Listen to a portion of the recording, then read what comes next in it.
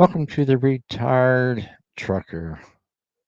Covered this story, I don't know, a few months back about the FMCSA putting together a panel or a board or whatever to investigate predatory leasing practices. Well, got a little update here from Landline Media. We want to check it out. I guess you could call it an update. So let's see where we are. Buttigieg says U.S. DOT is focused on ending predatory practices in trucking. Predatory. I can't get that word right. Predatory lease purchase agreements that often leave truck drivers in a worse position than where they started have persisted in the industry for decades. Yes.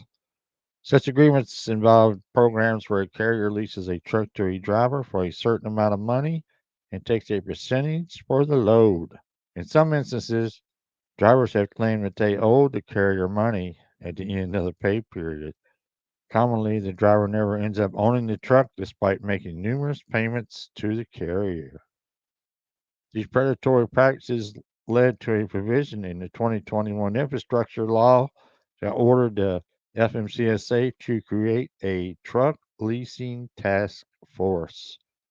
The task force, which held its first meeting on Tuesday, July 11th, will evaluate the effects of commercial motor vehicle lease agreements and determine best practices for future agreements. Transportation Secretary Pete Buttigieg provided opening remarks at the inaugural meeting to further express that the U.S. Department of Transportation is making the issue a priority. Buttigieg joined Landline to discuss trucking problems with predatory lease purchase agreements. We know that there have been ways to make lease agreements more transparent so that you understand what you're dealing with before you sign on the dotted line.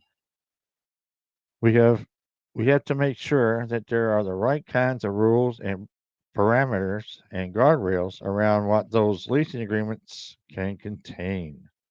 When you see some of these practices, you see people getting presented with higher mileage trucks than they might have expected. They're not getting a chance to test drive or they're getting service contracts that have a lot of fine print that wind up really creating the gap between a driver thinks they're going to make and what they're actually going to make when you take into account the cost, repair bills, insurance, and anything else that falls on the driver. He also said that those are some of the areas the USDOT can focus on, but that it will rely on the task force's expertise before making any policy decisions. Now, here's a list of everybody on that task force. I covered that in the other article a while back, and just go check out landlinemedia.com. You'll find the list right there. Essential workers. We're working to make sure truck leasing agreements are not trapping drivers into predatory situations, and that is going to be the focus of this board's work. We've seen in a lot of ways that lopsided leases are preventing drivers from ever getting ahead and even leave them in a worse place than when they started through no fault of their own.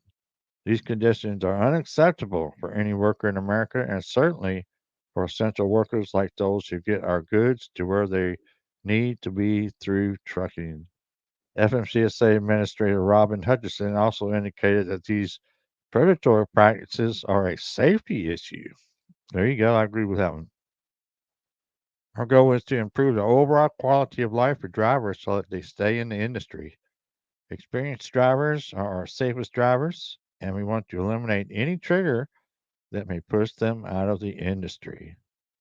Driver retention. This connection to safety is what's leading the DOT to make driver retention a priority.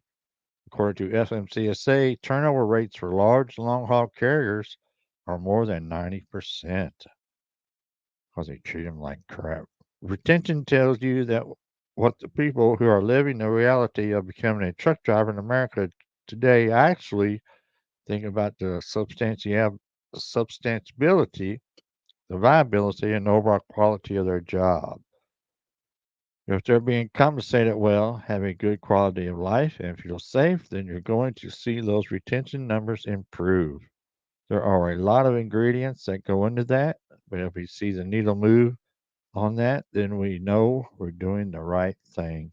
If we don't, then we know we have more work cut out for us. That is what they are saying here. Is it's on the Landline Now podcast or whatever. You can listen to it there if you want to. Click on this, go to Landline Media, and check out this article. It'll have the list of everybody that's on that task force there. So there you have it. I agree. There's a lot of predatory leasing lease purchase deals. I was lucky. I got a good one. I didn't lease directly from the trucking company. I leased through a third party lease. So that's the way to do it. Try to do a third party lease. Don't do a lease purchase through the company that's going to dispatch your loads or whatever, because then you're at the mercy of them. So, yeah, so be careful out there. I just happened to get lucky, pay off 3 trucks. Of course, they were not brand new trucks when I started the lease, they were used. So, didn't take a whole lot to pay off the first one was kind of hard. Second one, not so hard. Third one was pretty easy to pay off. So, of course, they did change the rates and everything. So, that made it better. If you want to lease a good truck to a good leasing company, let me know. Send me an email. Let me know in the comments. So let me know what you think about this situation. Have you been in a predatory lease agreement before? All right, that's it. So appreciate everybody watching. Everybody have a good day.